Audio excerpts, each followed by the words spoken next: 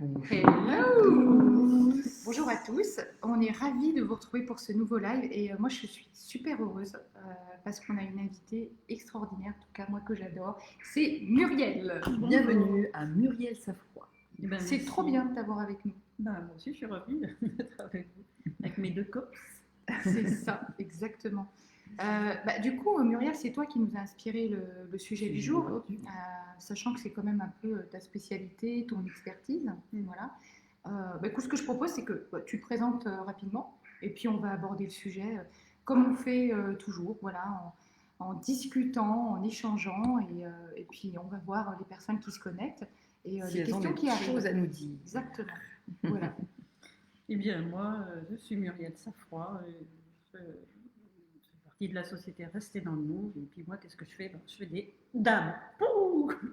Et c'est quoi des dames? Qu'est-ce que c'est, justement? Ça met plein d'énergie.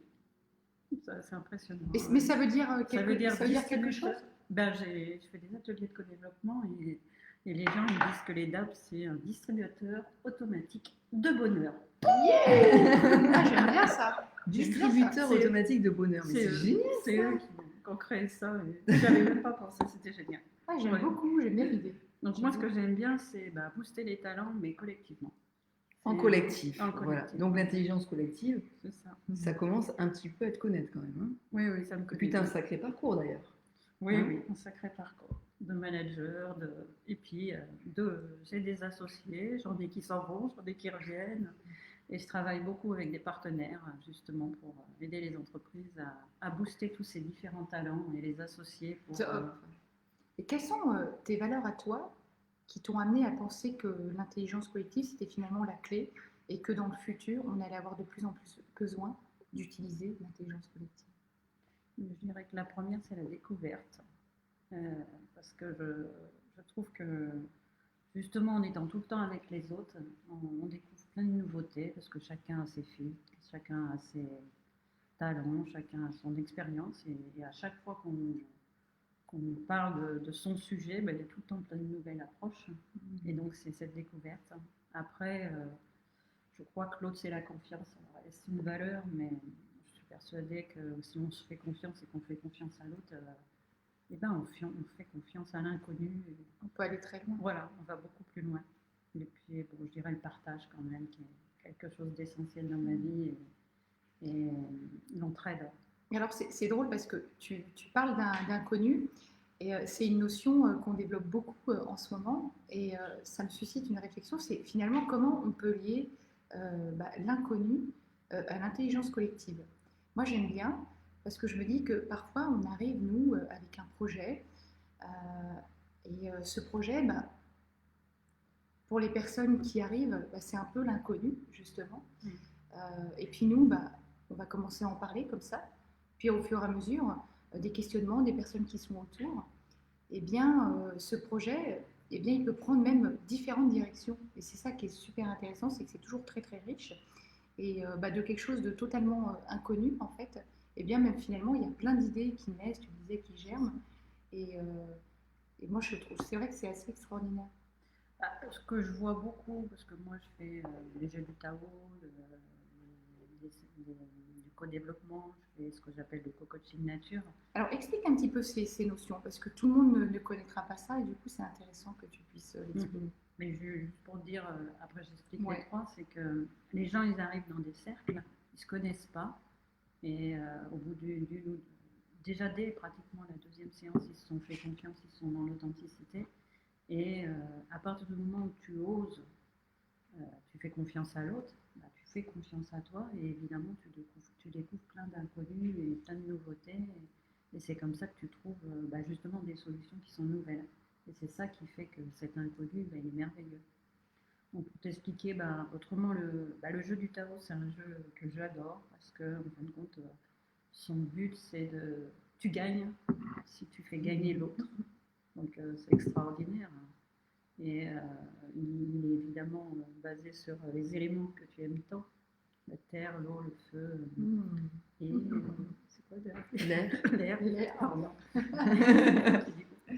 Et en fin de compte, on pose une demande et on va faire justement confiance à l'inconnu, parce que tu as des cartes que zéro hasard.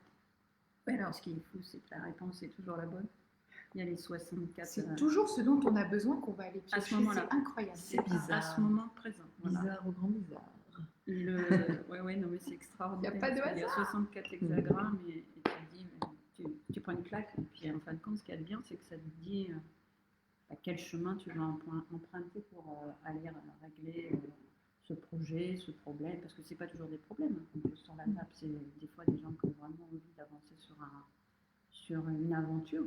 Et puis ce que je dis souvent de l'intelligence collective, c'est que c'est une aventure humaine. C'est une de mes valeurs, l'aventure. Ben voilà. Et l'audace. L'audace, l'aventure.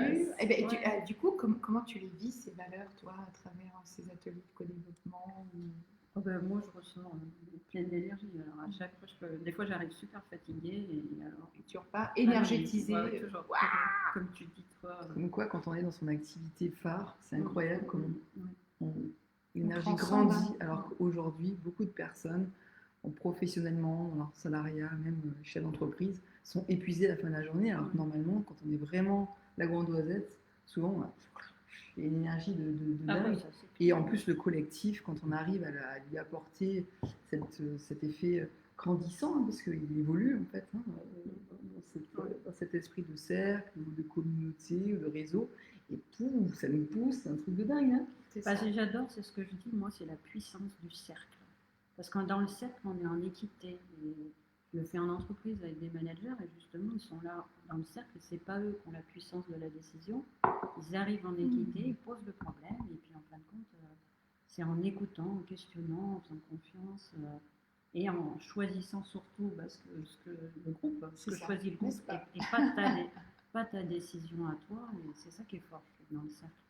Et justement, le co-développement, c'est une approche qui est très structurée, qui permet de poser ta demande. Les autres vont questionner pour aller vraiment savoir quel est le besoin, parce qu'on sait tous que quand notre client y arrive, sa demande, c'est jamais la bonne, et donc on va creuser grâce aux autres.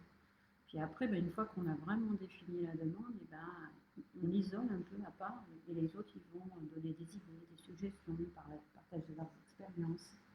Et ce qui est étonnant, c'est qu'il n'y a qu'une demande qui est traitée, et la personne met un plan d'action, mais tous les autres aussi, en fin de compte, ont trouvé, même si ce n'est pas exactement la même problématique, une réponse.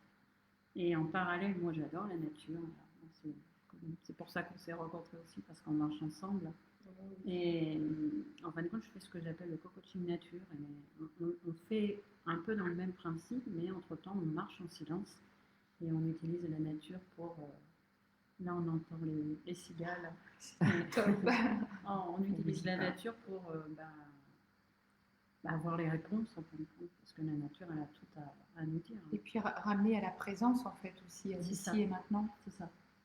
À la respiration, le souffle, parce que le souffle, c'est la vie, et dès que tu inspires, tu expires pleinement, et pas à 30% comme on a tous l'habitude de faire, mais à fond. On peut respirer avec le ventre. Ah bon? Même oui, on peut respirer. On peut même respirer avec la tête, il paraît. Ouh là là, alors là, elle commence à devenir un peu trop compliqué. Ouais. Ah non, mais attends, ça va faire que ça. Mais, en tout cas, moi, ce que je trouve vraiment passionnant, tu vois, si je prends un petit peu notre exemple en ce moment, on travaille sur un gros projet qu'on va lancer bientôt. Hein. Et je trouve que voilà, on a des idées, on a des interrogations, et le fait de travailler en intelligence collective, comme on le fait justement, en s'entourant voilà, de personnes qui ont aussi une résonance, hein, qui sont un petit peu dans nos valeurs, eh bien, ça nous permet vraiment d'enrichir nos idées.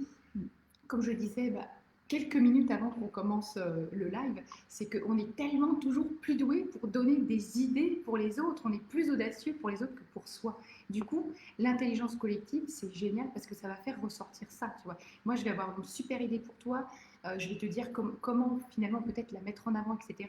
Toi, tu vas faire la même chose pour moi, et waouh, c'est puissant, quoi. Mais c'est puissant. C'est puissant parce qu'on ose aussi. Mais on ose beaucoup demander. C'est ce que je trouve dans ces cercles. Mumu, oui, c'est demander. Ah oui. Mais oui, mais c'est à partir du moment où les gens se sont reliés, puis après, il y a important, c'est qu'il y a la confidentialité qui est posée au départ. Hein. Et ça, et moi, je trouve que les gens, ils osent se poser, puis ils osent aussi dire ce qu'ils ne savent pas faire. Parce que souvent, c'est pas bien de ne pas savoir faire, alors qu'au contraire, si tu ne sais pas faire, tu demandes des réponses à l'autre. Et moi, c'est pour ça que j'ai voulu faire surtout travailler sur l'intelligence collective, parce qu'il y a des choses que je ne savais pas faire, et je me suis dit que comme quoi, tiens, on va justement j'avais pas envie de les faire.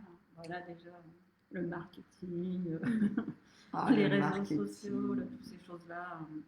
Non, puis ça m'épuisait. Alors que dès que je fais ce que j'aime, je suis pleine d'énergie. Et c'est pour ça que l'intelligence collective, il est important d'aller chercher des talents que tu n'as pas ailleurs. Et ouais, et puis ça nous permet. Alors, on a aussi Florence que vous connaissez. Tu peux oser te montrer, Florence, pour faire un petit coucou. Voilà. Montre-toi. Voilà. Ouais, Florence, voilà, qui profite de faire quelques photos. Là, c'est top. Merci. Alors, vous voyez l'intelligence collective, elle est là, jusque-là. Donc, c'est juste formidable. Ouais. Donc, et d'ailleurs, ouais. dans vos clients, les miens aussi, des entrepreneurs, on a, je sais pas, on a 10, 12, 15 métiers à faire. C'est ça. Et on ne peut pas tout maîtriser. Et c'est pour ça que moi, j'aide beaucoup les gens à faire à 80% ce qu'ils aiment le plus, et puis à déléguer, à coopérer, à trouver des partenaires pour faire ce qu'ils n'aiment pas. On est tellement plus en énergie quand on reste connecté au plaisir, à ce qu'on aime faire. Alors finalement, ça permet quoi, l'intelligence collective? Je crois, en fin de compte, de se faire confiance à soi-même. Ah. Ou aussi de construire un projet. Mais parce que souvent, on a une idée, et en fait, si on la construit qu'avec soi-même, déjà qu'on n'est pas au clair avec nous-mêmes, autant vous dire que vous allez droit dans le fossé. Alors qu'en fait, c'est les autres en fait, qui nous aident à la construire. C'est dans l'intelligence collective, donc dans les réseaux, se confronter aux autres en fait aussi. C'est aller dans des cercles constructifs. Alors le mieux, c'est quand ils sont constructifs.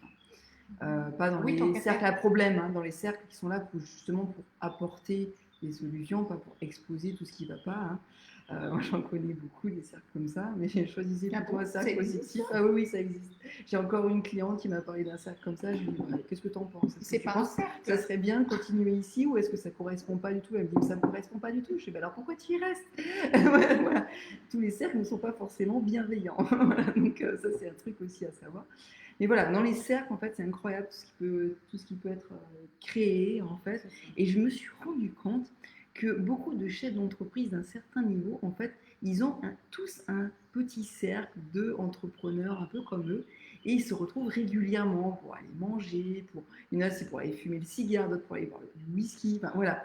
Les hommes, ils aiment bien faire ça, en fait, et c'est un petit peu leur technique et leur secret, en fait, de réussite. C'est qu'en fait, ils ont ce petit cercle qu'ils nourrissent régulièrement, et donc là, eh bien, ils vont exposer leurs problèmes personnels, leurs problèmes professionnels, et des fois, il y a toujours dans cette intelligence de bienveillance des techniques, des secrets qui vont être apportés et qui leur permet en fait de sans cesse évoluer. Et donc, qu'est-ce que ça veut dire? Ça veut dire qu'ils collaborent avec d'autres personnes et ils sont prêts à s'ouvrir en toute authenticité. Et là, pouf, il se passe des choses. Et puis c'est détaché du contexte professionnel. C'est complètement détaché, ce sont des amis, c'est de l'amitié, on va beaucoup plus loin que ça, on crée quelque chose, voilà. Et c'est vraiment une relation de cœur, et on sort un peu du contexte stressant, voilà, solitaire, machin. Mais toi, les 3 C, comme tu dis, créativité, convivialité et cœur. Ouais. Wow, voilà, c'est vrai que c'est pas mal. C'est bien même. C'est pas mal. Hein. It's good. Mais en fin de compte, moi, quand j'accompagne surtout les entreprises à aller vers la gouvernance partagée, parce que c'est des cercles. Mais ce que je trouve important, c'est qu'il y a des cercles en interne, justement, le manager avec ses équipes. Et moi, je propose aussi qu'ils aillent dans un parcours avec des cercles en dehors de leur entreprise, avec si possible. Il y a 2 possibilités, soit avec des managers du même milieu, mais moi, je pense qu'il vaut mieux travailler avec des gens qui ne sont pas du tout de ton milieu, parce que tu emmènes plein d'idées nouvelles, et tu t'ouvres les horizons. Surtout, ça apporte des idées. Alors, est-ce qu'il y a des questions qui arrivent là? Parce que moi, je ne vois pas clair. Alors, Mathieu, bonjour. Coucou, Mathieu. Bonjour Dominique.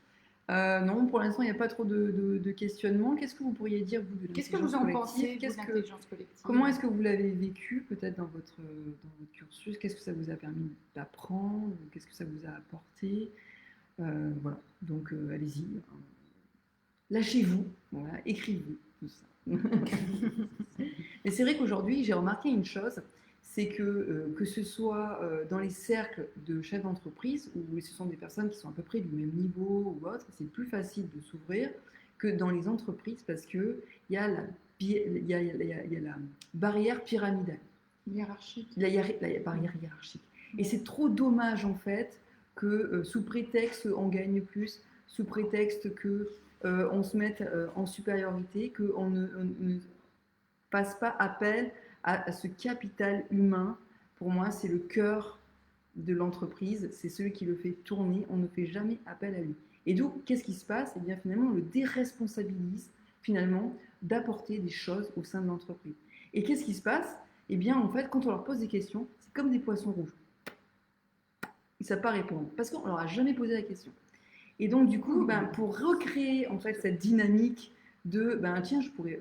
tu fais bien poisson rouge. Je pourrais apprendre. Ok. Et oui, moi, j'aime bien l'humour. Et non, mais c'est vrai qu'on leur pose des questions, ils sont là. Mais en fait, et après on dit ouais, de toute façon, c'est des ânes, ils ne savent pas répondre parce qu'en fait, dès qu'on leur pose une question, ils n'ont pas de solution. Bah oui, c'est normal. À force d'avoir toujours pris des solutions, des responsabilités nous-mêmes, en déresponsabilisant les autres, à un moment donné, c'est normal qu'ils n'arrivent plus à créer ou imaginer des choses. Et donc tout ça, c'est un processus en sens inverse. Donc, petit à petit, on va l'amener, et toi, tu es la championne justement pour ça, pour ramener en fait les salariés, parce qu'en fait, ils ont plein d'idées. Mais c'est juste qu'ils ont tellement peur que tout ça, c'est sous un chapeau bien caché. Et le principe, c'est de faire sortir le lapin blanc. Du poisson. Non, c'est passé du poisson. Allez, on est passé lapin. de Nemo Voilà. à Matrix. Voilà, ouais, c'est vous tout voyez, à fait intéressant. je fais tourner le truc. Hein. Voilà. Et justement, pour dire, voilà, on fait sortir le lapin blanc du chapeau parce qu'en fait, ils ont plein d'idées. Ils sont connectés aux clients, ils sont connectés en direct à toutes les problématiques de l'entreprise. Ils savent exactement ce qui va, ce qui ne va pas. D'ailleurs, tu n'as pas remarqué qu'ils savent toujours parler des problématiques entre eux, mais dès qu'ils arrivent devant le dirigeant, il n'y a plus rien. Je te dis, c'est la politique du poisson rouge. Et en fait, c'est le dirigeant qui doit recréer en fait d'une certaine manière la confiance, qui doit réouvrir les portes aussi aux idées, qui doit aussi les prendre et pas juste les entendre et puis les mettre de côté et puis en fait j'écoute jamais. Voilà, donc en fait ça veut dire une vraie ouverture d'esprit du dirigeant pour pouvoir ensuite donner la possibilité à ses salariés de s'ouvrir eux-mêmes. Et là, ceux qui arrivent à faire ça, eh bien, ils n'ont jamais de décroissance, même dans les problématiques, ils arrivent toujours à trouver des solutions, à rebondir, et c'est incroyable les capacités de flexibilité, d'adaptabilité au marché, de tout qui peut se passer dans ces moments-là pour ces entreprises qui s'ouvrent à ça. Je pense que tu sais assez bien de quoi je parle. Oui, parce qu'en fin de compte, pour arriver au transversal et à la gouvernance partagée, évidemment, il faut que le leader... Parlons un peu de ce concept. Ils en soient convaincus. Et moi, j'avoue que la première étape que je mets en œuvre, c'est de mettre les gens autour d'une table et tout le monde. Je veux dire, parce que moi, j'estime que les talents, ils sont à la base. Hein. Ceux qui maîtrisent leur métier, c'est ceux qui vont faire grandir l'entreprise. Et donc, ce qui est impressionnant, c'est d'écouter et de questionner tous ces services et de savoir comment ils voient la réalité. Alors, des fois, tu as le manager ou le dirigeant qui fait des yeux comme ça. Ah bon, vous pensez ça? Ah ouais, vous savez faire ça? Et effectivement, c'est étonnant parce que justement, ces cercles, ça permet de découvrir l'autre et de découvrir le potentiel de chacun. Et on n'est pas là juste sur la compétence de la personne, mais on arrive à trouver son talent. Et c'est différent parce que la compétence, elle vient un peu de notre apprentissage, de nos parents, de nos croyances, et on est allé là-dedans dans notre compétence. Et on est très bon, hein, on est souvent très bien payé, mais c'est la zone de génie, le talent là, qui fait que... Et là, tu révèles les talents des gens, et ça veut dire que tu boostes l'efficience, parce que tu es en sérénité et tu es en efficience. Donc la première étape, c'est la réalité, moi j'appelle. Et la deuxième étape, c'est ce qu'on appelle la vision partagée. C'est d'arriver à trouver une vision en se fondant bien sûr sur les valeurs, Mais la vision, elle ne vient pas du leader, elle vient de tout le monde. Parce Elle que- vient de l'ensemble. et tout à c'est fait. la grosse difficulté, c'est qu'à chaque fois, les gens d'en haut, le codir, ils veulent leur vision, mais non, ça ne fonctionne pas. Voilà, récemment, j'ai une de mes clientes qui travaille dans une grande banque. Et Oh là là, c'est pas le bon exemple. Hein. Mais Parce si, que mais là, ils ont une vision là, à la ils ont fait une direction. vision, et- ils ont convoqué tout le monde, ils étaient 3000. Et ben, ils ont écouté, et tout le monde a écouté, ils sont tous sortis en disant c'est pas du tout ce qui nous correspond. Et Pas du tout. en fin de compte, au lieu de les énergiser, moi je l'ai vu le lendemain et me dit on était tous à plat parce qu'on s'est dit ils ne tiennent pas compte de ce qu'on est. Et donc voilà, l'étape d'après, c'est. Il y a combien d'étapes en fait en tout pour toi? Pour 6 moi, il y en a étapes. 6. Ok. Donc la première, redis-nous. La réalité. Ensuite, la vision Ouais, la vision. en 3. Après, la troisième, c'est vraiment le travail sur soi. C'est-à-dire, parce que c'est d'arriver à On en savoir. a besoin. Ouais. Oh, il y en a besoin. Ouais, parce qu'en Oh là là. fait, c'est arriver à comprendre le manager, le travail, quelle est sa posture et comment, qu'est-ce qu'il doit changer, qu'est-ce qu'il doit améliorer dans ses équipes. Donc, on travaille à la fois sur lui et sur sa vision de l'équipe. Et en fin de compte, c'est un moyen d'activer l'énergie, d'activer la confiance, de travailler sur ses peurs, sur ses croyances. Et c'est l'étape la plus longue, cette Oui, troisième non, étape, parce que j'imagine, c'est ouais. celle où Il y a du lourd. bah ouais, parce que les gens, et puis après, moi en fin de compte, j'ai fait des étapes pour faire décoller une fusée. Et donc après, moi je l'appelle cette étape, ça s'appelle l'embarquement. C'est l'étape après. Non, celle-là, c'est Celle-là. l'embarquement, parce que je veux dire, pour s'embarquer ensemble, il faut déjà qu'on comprenne l'autre et qu'on arrive à se parler, à s'explorer. Une fois que tout le monde se connaît bien et a fait cette osmose, cette harmonie, on se fait confiance. Mais, voilà, C'est intéressant, embarquement. c'est plein de petits ateliers qui permettent de travailler sur l'énergie, comme je te dis, sur la confiance, sur sa zone de génie, parce que ça c'est quand même important. Oui. Ça prend combien de temps ce processus en 6 étapes en fait? Il faut combien de temps? Minimum un an. Un an. Parce que Ok. la transformation. Donc c'est une entreprise que tu vas suivre pendant un an. Si tu veux aller vers la gouvernance partagée, pour moi il faut 2-3 ans. Ouais. Oui, gouvernance partagée, là, c'est plus. Mais bon, moi, Ça, c'est beaucoup dans plus- chaque entreprise, je vais où ils en sont. Hein. Je veux dire, Ouais, je ne les bien emmène sûr. pas à la gouvernance partagée. Il y en a, Et la 4e étape alors pour poursuivre? c'est le décollage. Le décollage. C'est-à-dire là, on sait déjà toutes les actions qui amènent en place. Si tu veux, c'est des projets qu'on a mis. Et là, comme les équipes sont activées, on va décoller et on travaille. Moi, j'ai un associé qui travaille sur le lean, le lean humaniste, auquel je tiens franchement à dire. Oui. Et ça veut dire qu'on va sur le terrain, mais c'est les talents, les salariés, les collaborateurs qui mettent le processus en œuvre.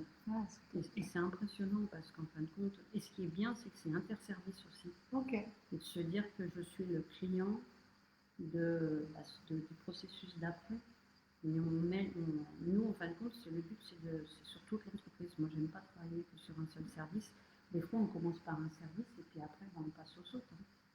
La 5e étape, c'est ce que on appelle le recul, c'est la phase le réflexe, où on va vérifier. C'est un peu une phase de feedback. Un peu. Ouais, c'est ça. C'est arriver à comprendre ce qui a bien fonctionné, qu'est-ce qui n'a pas bien fonctionné. Certaines personnes aussi, ça leur permet de pratiquement changer de service ou de métier parce qu'elles ne sont pas toutes adaptées à ça. Mais c'est surtout qu'est-ce que j'ai appris de ce que j'ai fait. Ok. Qu'est-ce qui a marché, qu'est-ce qui n'a pas marché, qu'est-ce que je peux améliorer dans le De système. toute façon, on crée une forme de prototype qu'on améliore jusqu'à ce C'est ça. qu'on lance le système. Ouais. En fait. Et puis la 6e, c'est on va vers de nouveaux projets, mais en justement utilisant l'expérience de ce qu'on a Cette fait. connaissance. Voilà. Et puis on s'ouvre à plus grand. Waouh. Ouais, en disant soit je vais à un autre service, soit je vais en filière. Déploiement dans du ma champ des filière, possibles. voilà. Je vais montrer mon exemple ailleurs. On déploie. C'est Ouais, ce que c'est j'aime. Il y a déployer. d'autres choses dans le chat. C'est ce que j'aime. Alors, Mathieu, je n'ai pas eu trop l'occasion d'intégrer un cercle, ou alors pas en conscience. Peut-être que je ne cherche pas où il faut. Moi, j'ai toujours tendance à dire, ce sont souvent nos patients qui sont notre meilleur moyen de nous orienter. Ouais. C'est-à-dire, est-ce que tu as un truc passion? Oui, il en a, Mathieu. Si c'est la course à pied, il y a des associations de course à pied. Des trucs où tu pourrais retrouver des gens. Et ce qui est très intéressant dans ces activités sportives, culturelles, artistiques, n'importe quoi, hein. Ça peut être des réseaux professionnels ou autres. Mais pas que, ouais. Pas que, en tout cas, là où ton cœur te dit d'aller, eh tu vas voir qu'il y a des gens qui sont dans tous les domaines. Et c'est justement là que c'est intéressant. C'est que ces gens-là, comme ils sont dans tous les domaines, potentiellement, eh bien, ils vont t'ouvrir le champ des possibles dans tous les domaines. Ouais. Qu'est-ce que tu pourrais dire, toi, Muriel, sur quelqu'un qui cherche peut-être à intégrer un réseau, mais qui ne sait pas trop comment s'y prendre? Justement, de savoir ce qui le passionne, et comme dit Marie, ça c'est important, oui, et de se sentir vraiment en lien. Après, moi, je fais partie d'une association qui s'appelle Compétences en temps partagé, et ce que j'aime, c'est que moi, j'aime la différence. Hein. Ça veut dire qu'il y a des gens, ils viennent de tout horizon, ils viennent de tous les univers, c'est-à-dire ils viennent de la prod, du commercial, de tout. Et c'est une association qui est que vers chez toi? Non, elle est nationale. D'accord. Alors, sachant que Mathieu, je me permets, Mathieu, il n'est pas si loin de ça que toi, il est à Annecy, tu vois. Annecy, pas si loin. Chambéry. Donc, voilà. Il n'y en a pas dans le 74, mais on a des gens du 74 qui sont avec nous en Savoie, en compétences en temps partagé. Et c'est ce que j'aime parce que, et moi aussi, j'ai adopté mes 3 enfants et je fais partie des amis des enfants du monde aussi. Et c'est là-dedans aussi que je trouve mon énergie parce que on a les mêmes valeurs, on a envie de laisser le bout de chou à trouver leur énergie, quoi, à vivre ce qu'ils sont. Et voilà, donc c'est comme ça que j'ai commencé. Et c'est vrai que c'est important, c'est surtout de s'écouter et d'aller vers le lieu qui, ton intuition, elle te parle. Hein, tout le temps. Ça, moi, j'ai toujours le cœur. Tu vois, Mathieu, tu viens de me dire, mes cercles sont effectivement dans le sport et la musique. Et j'y ai fait de belles rencontres, effectivement. Et bien justement, c'est dans ces cercles-là où tu partages les mêmes envies, les mêmes valeurs, la même énergie. Mais, ou peut-être que tu peux créer ton propre cercle, tu vois, dans ces réseaux-là, ouais. Avec des personnes avec qui vous pouvez créer. Va un petit peu plus loin, va rencontrer un peu plus ces personnes, va plus en profondeur et tu vas voir qu'elles ont des choses derrière. Et vous allez être tout de suite authentique en fait, dans votre relation parce que vous avez quelque chose que vous partagez en commun. Et c'est souvent là qu'on trouve les meilleures collaborations, les meilleures associations, parce que justement, on partage les mêmes passions, en fait. Passion, voilà. Valeurs, moi, je dis toujours, des fois, il ne faut pas aller chercher très loin. On a l'impression qu'il faut aller chez les professionnels. Mais combien de professionnels j'ai vu se casser les dents, aller dans des cercles, des réseaux professionnels, parce qu'ils n'étaient pas du tout à leur place, mais pas du tout. Je dis, mais arrêtez de vous limiter aux professionnels. C'est pas forcément là que vous allez faire du business. Qu'est-ce que tu voulais rajouter, Mimi? Mais moi, je trouve que ce qui est important, c'est quand tu rentres dans un cercle, quand tu rentres dans une association, c'est pas d'attendre que les gens t'apportent quelque chose, mais c'est de leur demander ce que tu veux, ce que tu peux leur apporter. D'être en demande. Et en fin de compte, c'est d'être audacieux, apporteur. C'est ce que moi je vois. Rapporteur. CTP, c'est que ceux qui viennent et qui attendent qu'on leur donne les solutions, et ils restent dans leur coin au bout d'un moment. Et après, si toi, tu as réellement envie d'apporter quelque chose ou d'apprendre, hein, il faut le dire, il faut savoir ce que tu veux et il faut oser. Quoi. Encore une fois, c'est l'audace, hein, c'est oser. Hein. En tout cas, moi, je trouve que c'est une source motivationnelle incroyable. Moi, je sais que dès que je suis un peu en basse énergie, etc., dès que je vais réactiver l'intelligence collective, ça me rebooste, ça me remotive, ça me redonne de l'énergie. Et en fait, je m'aperçois que c'est des choses que j'ai toujours faites aussi. Toi, tu parlais d'associations, moi j'ai énormément aussi, mais dès mon plus jeune âge, hein, dès 15-16 ans, j'ai été investie dans des associations et à chaque fois, j'ai été créer mon propre truc. Tu vois. Après, je me souviens qu'à l'époque, j'avais 15 ans, hein, j'avais créé un club de lecture dans une association pour des enfants défavorisés. Et au début, c'était un club de lecture, puis après, on a agrandi, c'est devenu même du théâtre, etc. On avait vraiment fait quelque chose d'extraordinaire. Et puis j'avais aussi... à l'époque, j'habitais dans le 20e arrondissement de Paris. Et dans le 20e arrondissement de Paris, il y avait beaucoup de problèmes de logements insalubres, de saturnisme infantile, etc.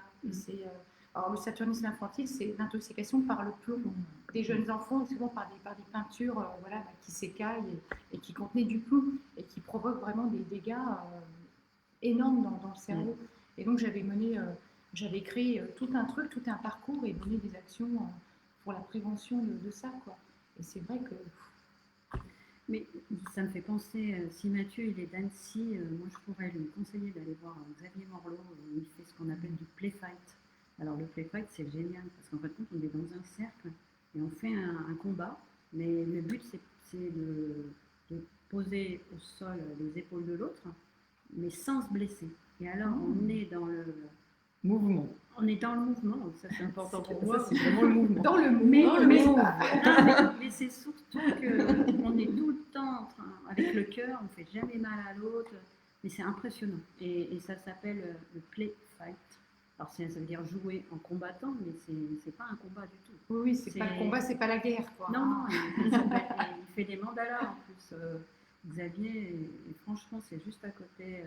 Ça m'a beaucoup parlé. Moi, Bah, on pourra mettre le lien si tu veux après sous la vidéo, puis je vous connecterai l'un et l'autre aussi. Mais, Ouais. mais voilà. En tout cas, ouais, pour moi, c'est des leviers motivationnels énormes, l'intelligence collective. Vraiment, Ce mouvement, il faut se faire confiance, c'est ça.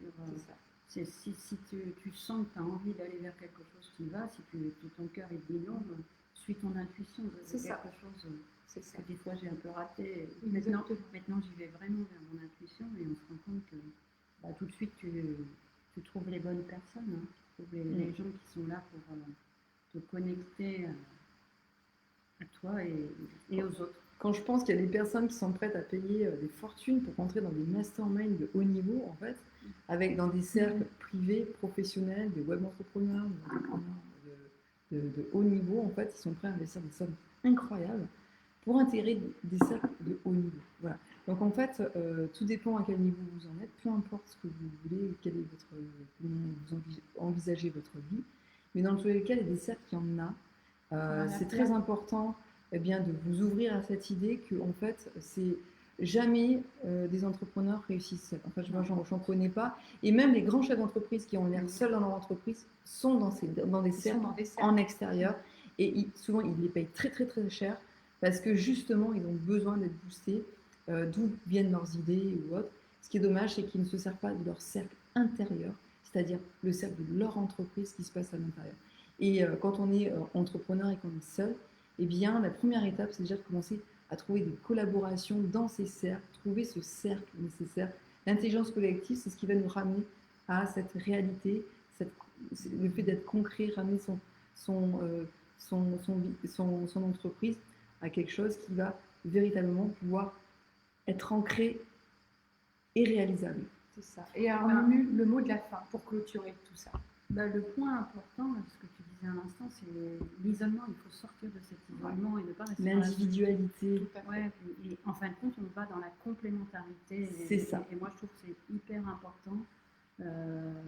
Beaucoup de managers, comme je suis, se sentent vraiment très isolés. Et dès que tu t'ouvres à l'autre, tu n'as plus du tout cette notion dans la tête. Et c'est ça qui est important, parce qu'en fin de compte, tu gardes ta singularité, mais tu es complémentaire. Et là, ça fait des... C'est ça. Des distributeurs de bonheur. Je pense que c'est bien de terminer sur cette touche-là. Distributeur de bonheur. Voilà. Distributeur automatique de bonheur, j'aime bien. Distributeur automatique de bonheur. Merci. Muriel Safroy. Merci pour cette connaissance de l'intelligence collective.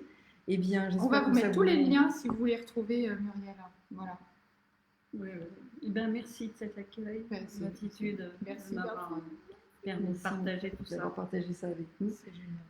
On vous dit à jeudi prochain. Comme d'habitude, si vous avez une idée, une envie de sujet particulier, si vous avez envie qu'on vous envoie des liens là par rapport à tout ça, eh bien, même chose. C'est de l'autre côté. Voilà, notez-le en commentaire. Merci à vous. Belle journée. À jeudi. À jeudi prochain. Ciao.